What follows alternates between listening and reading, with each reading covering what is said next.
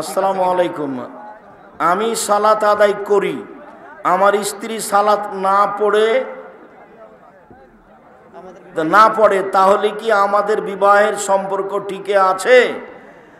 যদি সালাতকে অস্বীকার করে তাহলে সম্পর্ক টিকে নেই, যদি অস্বীকার না করে তাহলে সম্পর্ক টিকে আছে। তবে সালাত আদায় করতেই হবে, স্ত্রীকে সালাত আদায় করতে হবে, প্রয়োজনে লাঠি দিয়ে ঠিক করতে হবে, না বুঝলে তালাক।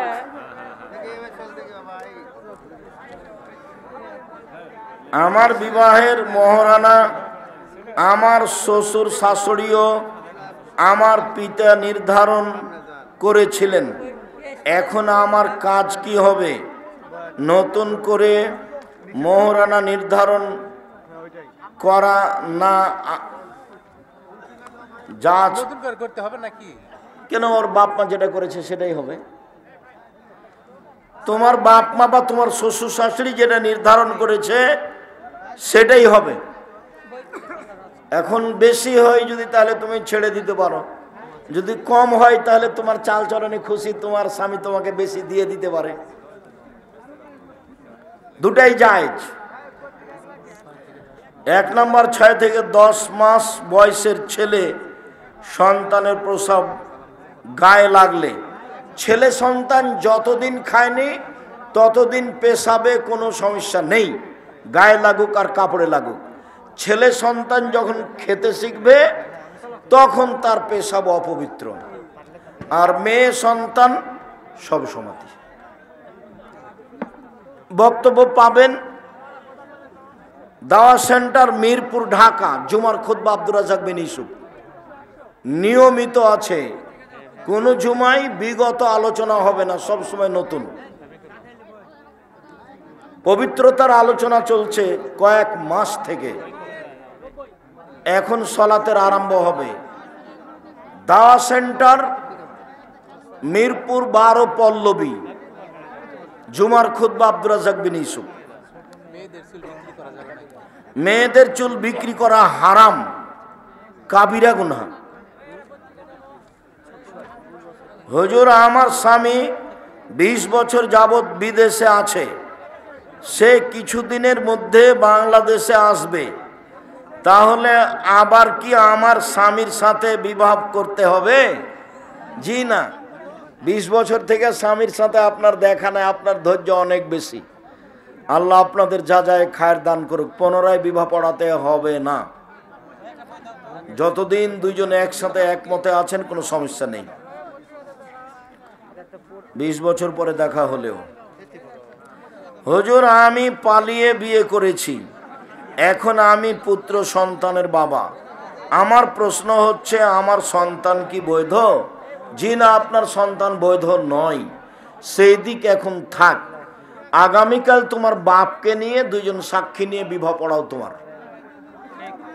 আর যদি তোমার বাপ বেঁচে না থাকে তাহলে তোমার ভাই, ছোট হোক বড় হোক যেই হোক, তোমার ভাইকে দিয়ে, তোমার যদি ভাই না থাকে তাহলে তোমার চাচাদের দিয়ে, কাউকে দিয়ে 24 ঘন্টার মধ্যে বিবাহ পড়াতে হবে। তাহলে এখন বাকি জীবন মিলন, স্ত্রী মিলন যাই হবে, নইলে সব জেনা।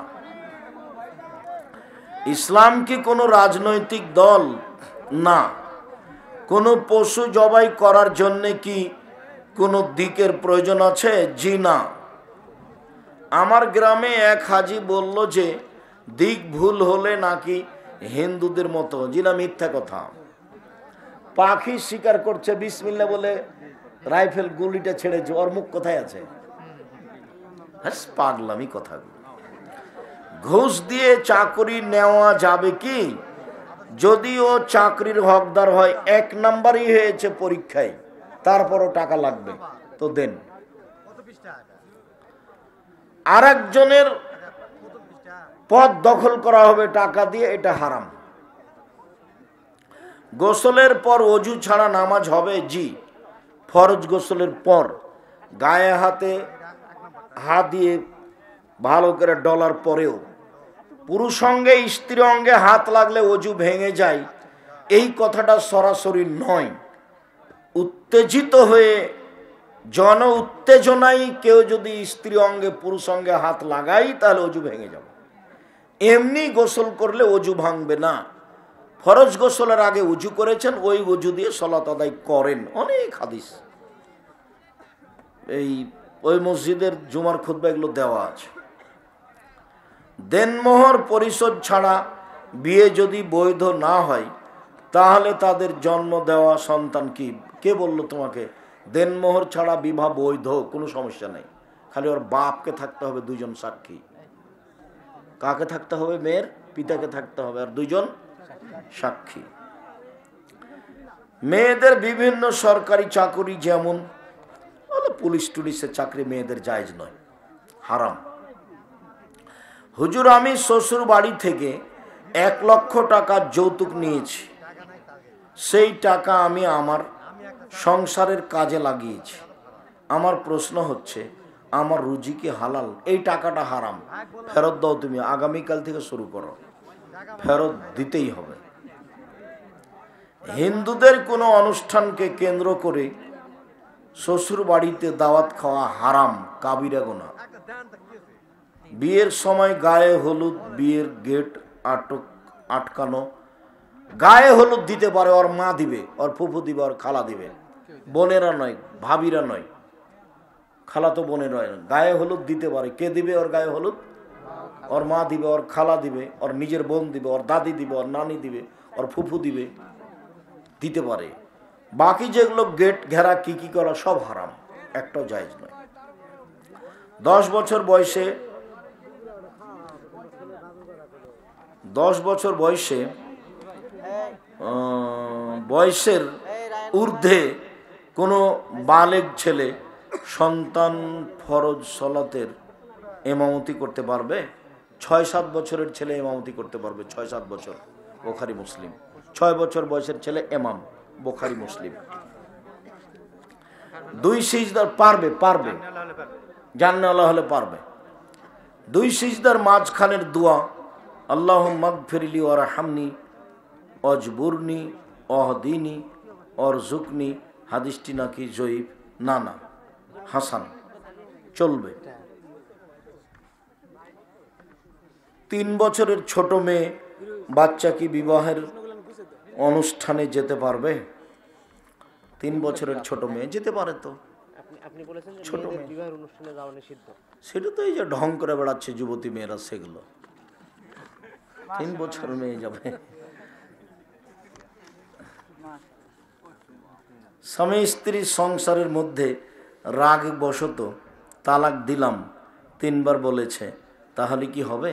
জি, তালাক শব্দ উচ্চারণ করলেই তালাক হবে। রাগ করে করুক, তৎ করে করুক, হাসি মজাক করে বলুক, বউকে বলছে খুশি, তোমাকে তালাক দিয়ে দিলাম, মজাক করে বলছে তালাক হয়ে গেছে। তালাকের চূড়ান্ত তালাক মজাক ও তালাক, মুখ দিয়ে বের করলি তালাক। তবে যদি বলে তুই ছেড়ে তুই চলে যা, তোকে রাখবো না, তুই বুঝতে পারিস না কিলে তোকে রাখবো কিনা, এগুলোতে তালাক হবে না। মৃত ব্যক্তির বাড়িতে নির্ধারিত তারিখে কোরআন পড়া হারাম, কাবিরা গুনাহ, তওবা করতে হবে।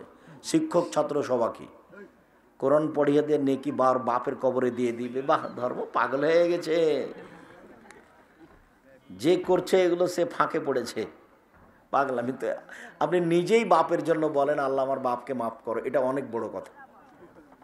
আপনি নিজে আপনার বাপের জন্য ফকির মিসকিনকে দান করেন, অসহায় পুরুষ নারীকে কাপড় দিয়ে দেন। স্বামী স্ত্রীর সংসারের মধ্যে রাগের মৌসুম হয়েছে। সরকারি মনের মতো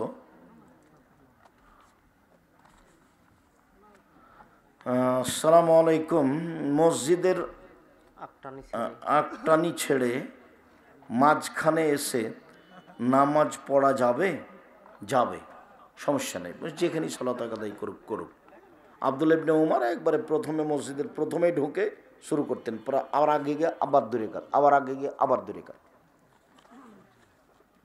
মৃত্যুর পর কি চোখ, কিডনি দান করা ইসলামী শরীয়তে? জি না, অঙ্গহানি করা যাবে না। শেখ, আমার 3টি প্রশ্ন ছিল। যেসব জাহান্নামীরা জান্নাতে যাবে তারা কি আল্লাহকে দেখতে পাবে? জান্নাতে গেলেই পাবে। 2, গণতন্ত্র দ্বারা কি ইসলাম কায়েম সম্ভব? জি না, কোনোদিনই নয়। ওই যে আবদুল্লাহ দিন রাত বিশ্ববিদ্যালয়ের সেমিনারে বলছে, গণতন্ত্র তো হলো আপনার ইলেকশন দিয়ে মুচিও নেতা হতে পারে, মেথরও হতে পারে, যার ভোট বেশি সেই নেতা। এটি কি আর হয়? ওমর ফারুকের নীতিতে হতে হবে সিলেকশন, 4 জন 5 জন 10 জন বসে নেতা নির্বাচন করবে, সেটা হবে, তাছাড়া হবে না। যারা ওয়াজ নসিহা খুতবা শোনে কিন্তু মানে না, তারা বড় গুনাহগার। গাজওয়াতুল হিন্দ সম্পর্কে জানতে চাই। জি, হিন্দুস্তানে মুসলমানের যুদ্ধ হবে, এটা সত্য। বর্তমান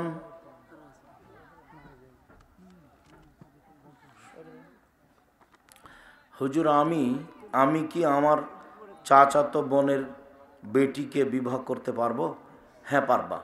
যদি চাচাতো বোনের বেটি তোমাকে মামা বলে, তুমি তো চাচাতো বোনকেই বিবাহ করতে পারো। তোর মাকেই করা যায়, তোর বেটিকে করা যাবে না?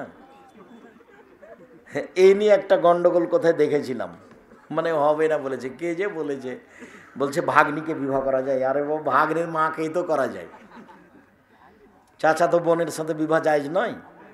চাচাতো বোন, মামাতো বোন, খালাতো বোন সবার এক সিরিয়ালে আছে, তো ওদের বেটিও যায়। ভাগ্নি তো এটা স্বাভাবিক গতি এদেশের, যাবে। ওর নিচে উঠাও তো। নিজের বোন চলবে না, ভাইয়ের মেয়ে চলবে না, বোনের মেয়ে চলবে না। ভাইয়ের মেয়ে, তার মেয়ে নিচে সব হারাম। বোনের মেয়ে, তার মেয়ে সব নিচে হারাম। ফুফু, খালা, জি হ্যাঁ, আপনগুলোর নিচে উপরে সব হারাম। আসসালামু আলাইকুম শায়েখ, রাষ্ট্রে কি নামাজের আগে ইসলাম প্রতিষ্ঠা করা ফরজ? হ্যাঁ, সলাতের আগে কিছু আছে। ইসলাম তো ঈসা আলাইহিস সালাম বাস্তবায়ন করবেন। উমর রাদিয়াল্লাহু তাআলা মারা গেছেন, সমস্যা প্রকাশ পেয়ে গেছে। এখন চলবে সাগরের ঢেউর মতো, কতদিন? যতদিন ঈসা আলাইহিস সালাম না আসছে।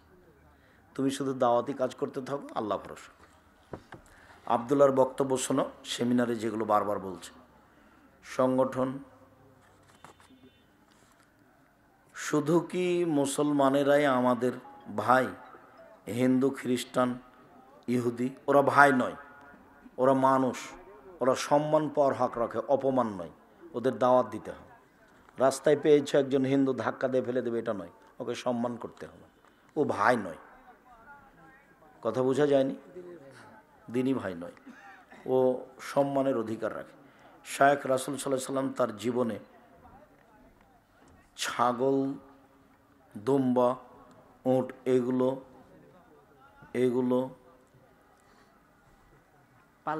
পালতেন।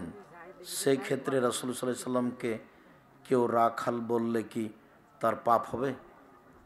কেন পাপ হবে? রাসূল তো রাখালি করেছেন। এখন ও যদি খারাপ নিয়তে বলে, সেটা তার ব্যাপার। এখন যারা পরিচালনায় তারাই তো রাখাল। কাউবয় বলেছে তো রাসূলকে, এটা নিয়ে একটু চলছে, সমালোচনা চলছে। ও তো নিন্দা করে বলেছে, যারা রাসূলকে নিন্দা করে কিছু বলবে সে হত্যার যোগ্য। সরকারি ক্ষমতা থাকলে তাকে আটকে ফাঁসি দিয়ে দিবে।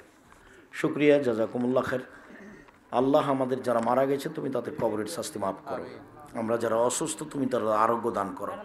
আমরা যারা বেঁচে আছি তুমি তাদেরকে তোমার রাসূলের পদ্ধতি অনুযায়ী চলার তৌফিক দান করো। সদাচরণের সুযোগ করে দাও। তোমার দরবারে দাবি দেওয়া রেখে আজকের আলোচনা এখানে শেষ করলাম। সুবহানাকাল্লাহুম্মা ওয়া বিহামদিকা আশহাদু আল্লা ইলাহা ইল্লা আনতা আস্তাগফিরুকা ওয়া আতুবু ইলাইক। আসসালামু আলাইকুম ওয়া রাহমাতুল্লাহ। আসসালামু আলাইকুম ওয়া রাহমাতুল্লাহ। প্রশ্ন তো বলেছেন, আপনাদের যাদের বিভিন্ন প্রশ্ন থাকে আমরা জানি তো, আমাদের জামিয়া কমিটির পক্ষ থেকে দোয়া করবেন। সকাল 8টা থেকে অনেক মুসিবতে আছি, আল্লাহ যেন মুসিবত কাটিয়ে দেয়। আপনারা